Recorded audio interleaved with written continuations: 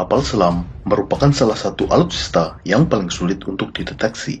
Sejak kemunculannya hingga saat ini, kapal selam menjadi sosok paling menakutkan di lautan.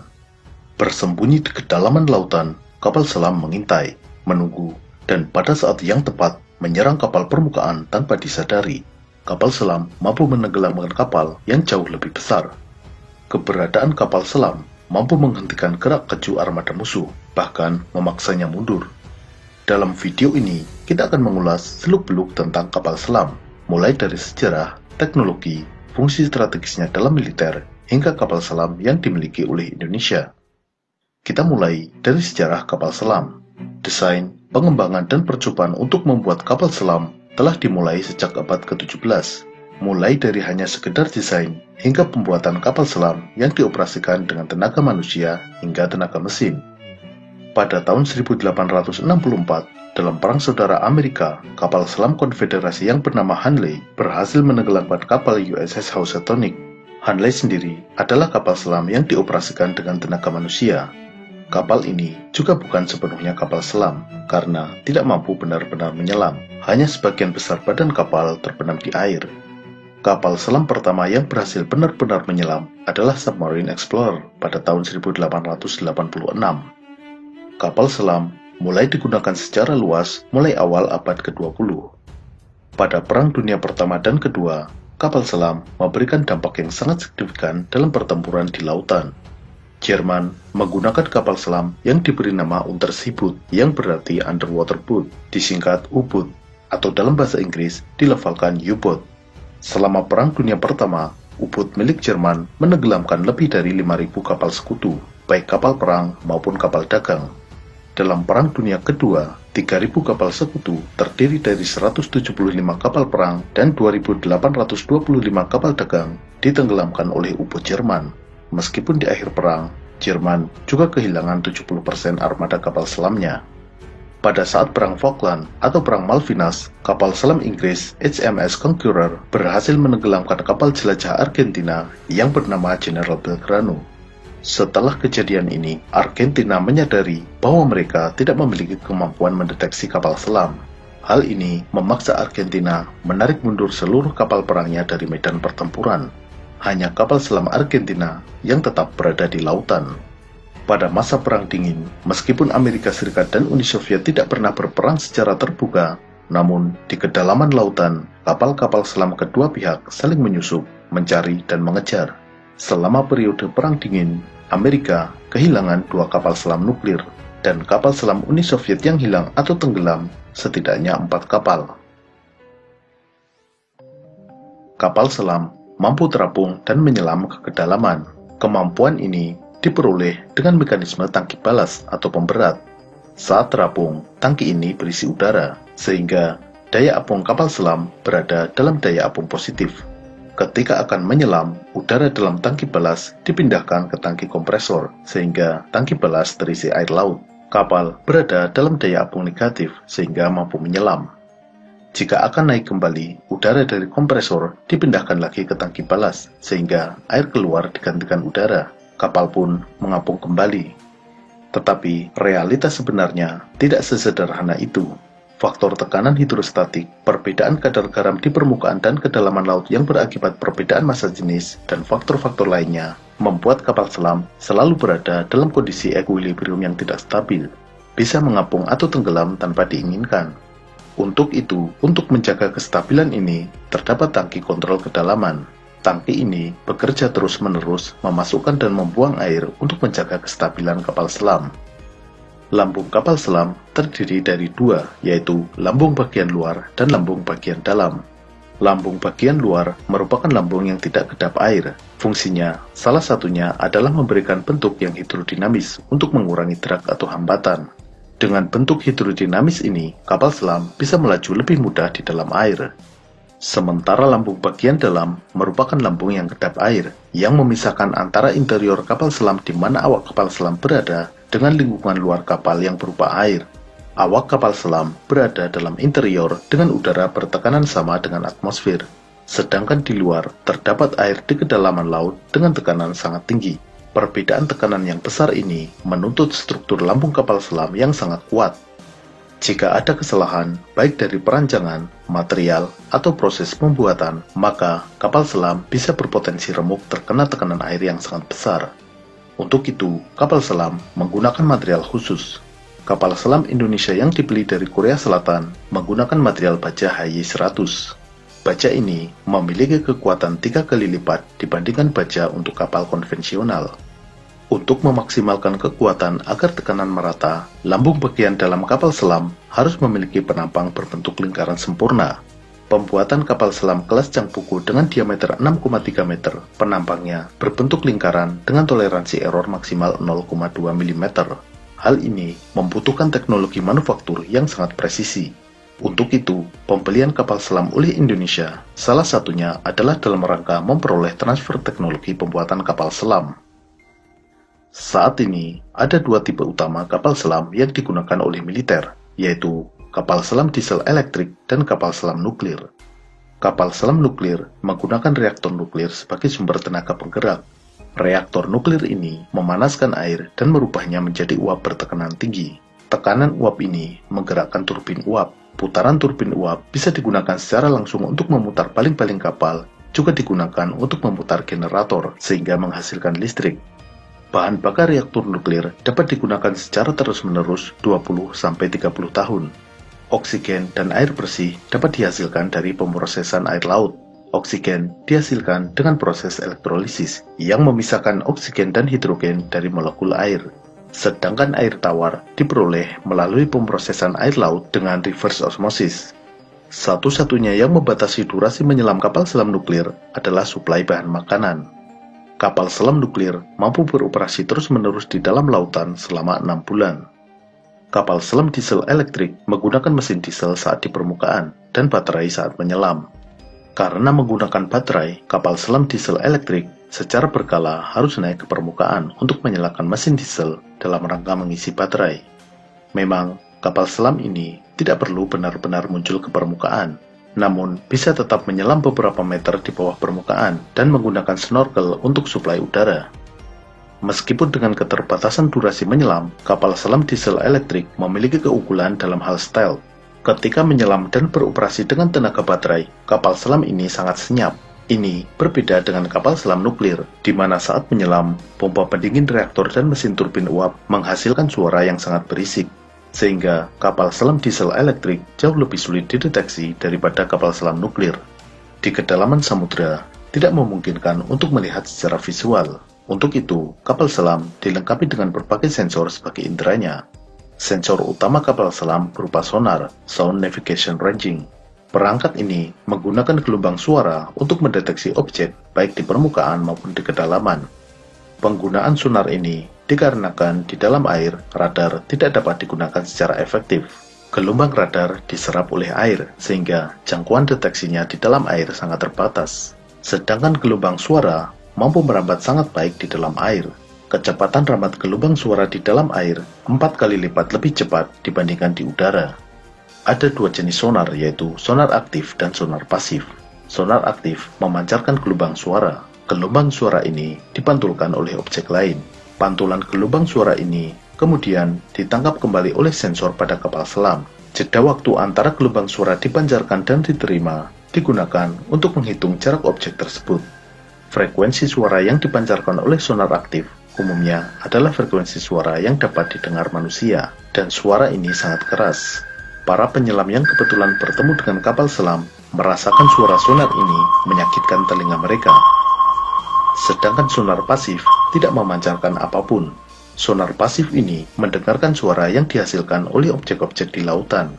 Sumber suara ini misalnya berasal dari getaran mesin kapal, riak air dari gerakan kapal, hingga suara kru kapal maupun kapal selam. Kapal selam modern dilengkapi dengan beberapa sonar sekaligus untuk mendeteksi objek yang berbeda. Sonar utama merupakan sonar panoramik. Sonar ini mendeteksi objek-objek di luar kapal selam. Kemudian, sonar pendeteksi ranjau untuk mendeteksi adanya ranjau laut yang dipasang oleh musuh, sehingga kapal selam dapat menghindar dari melewati area yang dipasangi ranjau laut. Active Ranging Sonar merupakan sonar aktif yang memancarkan gelombang suara untuk mendeteksi objek di lautan, utamanya kapal musuh sebagai target. Ship Noise Measurement yang mengukur kebisingan dari kapal selam itu sendiri. Kapal selam yang terlalu bising berpotensi dideteksi oleh musuh. Passive Ranging Sonar yang mengukur jarak ke target. Flank Array Sonar untuk mendeteksi target dengan frekuensi rendah pada jarak menengah. Intercept Passive Sonar mendeteksi gelombang sonar yang dipancarkan oleh musuh dan mendeteksi posisi sumber sonar tersebut. Taut Array Sonar yang mendeteksi target jarak jauh. Persenjataan utama kapal selam adalah torpedo. Torpedo ini digunakan untuk menyerang baik kapal permukaan maupun kapal selam musuh. Torpedo diluncurkan dari kapal selam dan bergerak mencari sasaran. Ada jenis torpedo yang dikendalikan dari kapal selam maupun torpedo dengan sistem fire and forget yang dilengkapi dengan perangkat sonar. Ada pula gabungan keduanya. Saat diluncurkan, torpedo terus-menerus dikendalikan oleh sistem pada kapal selam. Antara kapal selam dan torpedo yang ditembakkan dihubungkan dengan kabel. Kabel ini bisa berupa kabel tembaga maupun kabel fiber optik. Ketika torpedo sudah mendekati sasaran, kabel ini dilepas dan torpedo menuju sasaran dengan sensor sonar pada torpedo tersebut. Ledakan torpedo memberikan dampak kerusakan yang jauh lebih besar daripada rudal permukaan. Karena meledak di dalam air, gelombang kejut ledakan torpedo menghasilkan efek yang bernama bubble jet effect. Torpedo yang meledak di bagian tengah kapal mampu mengakibatkan lambung kapal terbelah dan kapal patah menjadi dua bagian. Selain torpedo, kapal selam juga dapat digunakan untuk membawa peluru kendali, baik rudal balistik maupun rudal jelajah. Amerika menggunakan kapal selam sebagai salah satu elemen dari triad nuklir, 3 wahana untuk membawa dan mengirimkan senjata nuklir. Ketiganya adalah rudal balistik antar benua, pesawat bom strategis, dan kapal selam. Selain untuk peperangan laut dan peluncur peluru kendali, kapal selam juga digunakan sebagai sarana infiltrasi dengan membawa personil pasukan khusus untuk menyusup ke wilayah musuh. Karena perannya yang sangat strategis, Indonesia sebagai negara kepulauan mutlak membutuhkan armada kapal selam untuk menjaga kedaulatan perairan Nusantara. Pada era tahun 60-an dalam mendukung operasi Trikora, Indonesia memiliki hingga 12 unit kapal selam operasional, ditambah 2 unit sebagai persediaan suku cadang. Kapal perang Indonesia memiliki aturan tersendiri dalam penomoran dan penamaannya. Untuk kapal selam diberi nomor dengan awalan angka 4 dan namanya diambil dari nama senjata dalam cerita pewayangan. 12 unit kapal selam yang dimiliki Indonesia pada masa Orde Lama diberi nama KRI Cakra, Nanggala, Nagabanda, Trisula, Nagarangsang, Candrasa, Alugoro, Cumandani, Wijayadanu, Pasopati, Indrajala, dan Bramastra. Kapal-kapal ini merupakan kapal selam kelas Whiskey buatan Uni Soviet. Meregangnya hubungan Indonesia dengan Uni Soviet setelah tahun 1965 membuat kapal selam ini kesulitan suku cadang dan akhirnya dipensiunkan tahun 1970. Indonesia pun mengalami kekosongan armada kapal selam. Pada tahun 1997, Indonesia memesan 2 kapal selam. Kapal selam tersebut merupakan tipe 209-1300 buatan Howaldtswerke dari Jerman.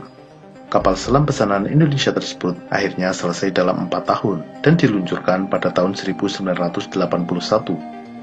Selama puluhan tahun, Indonesia hanya mengoperasikan 2 unit kapal selam tersebut. Baru pada tahun 2011, Indonesia melakukan penambahan inventaris kapal selamnya dengan menandatangani kontrak pembelian kapal selam sebanyak 3 unit dari Korea Selatan. Kapal selam ini dibuat oleh Daewoo Shipbuilding and Marine Engineering atau DSME. Kapal selam pertama selesai dikerjakan tahun 2015, diluncurkan tahun 2016, dan resmi bertugas di TNI Angkatan Laut mulai 2 Agustus 2017. Kapal ini diberi nama KRI Nagapasa dengan nomor lambung 403. Kapal selam Indonesia yang dibeli dari Korea Selatan tersebut masih satu keluarga dengan kapal selam pengadaan tahun 77, yaitu tipe 209 buatan Jerman. Hanya saja, yang ini adalah tipe 209-1400, sedangkan kapal selam kelas Cakra adalah tipe 209-1300. Indonesia membeli kapal selam kelas Changpuku yang telah ditingkatkan kemampuannya, atau Improve Changpuku, dan kemudian dikenal sebagai kapal selam kelas Nagapasa. Kapal selam kelas Nagapasa merupakan kapal kelas Changpuku yang telah dikembangkan dengan penambahan beberapa perangkat. Perangkat yang ditambahkan pada kapal selam kelas Nagapasa diantaranya perangkat sonar GSU-90, Sonar buatan Atlas Elektronik ini merupakan sonar aktif dan pasif yang terintegrasi, juga memiliki kemampuan tracking sasaran secara otomatis. Perangkat lain yang disematkan adalah RESM atau Radar Electronic Support Measurement yang bernama Pegaso buatan Indra Sistema dari Spanyol.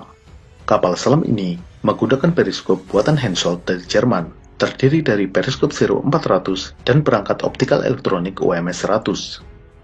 Untuk mengecoh torpedo lawan, kapal selam kelas Nagapasa menggunakan pengecoh torpedo Zuka buatan Aselsan dari Turki. Untuk persenjataan, kapal selam ini dilengkapi dengan peluncur torpedo berdiameter 53 cm. Peluncur torpedo ini bisa meluncurkan torpedo 53 cm atau 21 inch, semisal torpedo Black Shark atau IGSUT-264. Torpedo yang sudah dipasang adalah torpedo Black Shark buatan Italia. Kapal selam ini juga dapat membawa rudal anti kapal permukaan, semisal rudal Harpoon. Dalam pembelian kapal selam dari Korea ini juga terdapat proses alih teknologi. Pada proses pembuatan kapal selam KRI Nagapasa 403 dan KRI Arda Dedali 404, teknisi dari PT PAL dikirim ke Korea untuk mempelajari dan ikut dalam proses pembuatan kapal selam tersebut. Pembuatan KRI Alugoro, modul kapal selam, dibuat di Korea Selatan dengan tetap melibatkan teknisi dari Indonesia. Kemudian, modul-modul tersebut dikirimkan untuk dirakit di Indonesia di PT PAL. Setelah 3 unit kapal selam rampung, Indonesia memesan 3 kapal selam lagi dari Korea Selatan. Dalam kontrak pengadaan tahap 2, untuk kapal pertama terdiri dari 6 modul, 4 modul dibuat di Korea dan 2 dibuat di Indonesia. Kemudian, modul-modul tersebut akan dirakit di Korea. Kapal kedua, Indonesia akan membuat 4 modul dan Korea 2 modul. Lalu, modul-modul ini akan dirakit di Korea. Sedangkan untuk kapal selam ketiga, seluruh modul akan dibuat di PT PAL Indonesia. Lalu, proses perakitan juga dilaksanakan di PT PAL. Sehingga nantinya kapal ketiga ini akan dibuat di Indonesia secara keseluruhan. Pengadaan 3 kapal selam batch kedua ini direncanakan akan selesai tahun 2026. Artinya, pada tahun 2026, Indonesia akan mengoperasikan 8 unit kapal selam. Saat ini, Indonesia memiliki 5 unit kapal selam, terdiri dari 2 unit kelas Cakra, yaitu KRI Cakra 401 dan KRI Nanggala 402. 3 unit kelas Nagapasa, yaitu KRI Nagapasa 403, KRI Arda Dedali 404, dan KRI Alugoro 405. Kapal selam kelas Nagapasa memiliki bobot 1.400 ton dengan panjang 61,3 meter. Kapal ini menggunakan tenaga 4 mesin diesel MTU-12V493. Mesin diesel ini dioperasikan saat di permukaan untuk menggerakkan kapal sekaligus mengisi baterai. Ketika menyelam, baterai tadi digunakan sebagai sumber tenaga. Kecepatan saat menyelam adalah 21 knot atau 38 km per jam. Kapal selam kelas Nagapasa mampu mengangkut 40 orang, termasuk kru dan personel pasukan khusus. Dengan bahan bakar dan suplai makanan, mampu beroperasi selama 50 hari, dengan daya jelajah 18.000 hingga 19.000 km. Dengan kekuatan ini, armada kapal selam Indonesia menjadi salah satu yang terkuat di Asia Tenggara, bersaing dengan Singapura. Thailand memesan 4 unit kapal selam dari Tiongkok, namun saat ini masih dalam proses pembuatan. Malaysia memiliki 2 kapal selam buatan Perancis, yaitu KD Tun Abdul Rahman dan KD Tun Abdul Razak. Vietnam memiliki 6 kapal selam kelas Kilo buatan Rusia. Singapura saat ini mengoperasikan 5 kapal selam, terdiri dari 4 kapal selam buatan Swedia dan 1 kapal selam buatan Jerman, yaitu RSS Invincible. Tambahan 3 kapal selam yang sejenis dengan Invincible saat ini masih dalam proses pembuatan. Sementara itu, Filipina, Brunei Darussalam, Myanmar, dan Kamboja tidak memiliki kapal selam. Di selatan Indonesia, Australia saat ini memiliki 6 kapal selam buatan Swedia. Australia memang berencana menambah 12 unit kapal selam, namun dijadwalkan baru terrealisasi tahun 2030. Pada episode berikutnya, kita akan membahas jenis-jenis bahan peledak yang digunakan oleh militer. Sampai jumpa.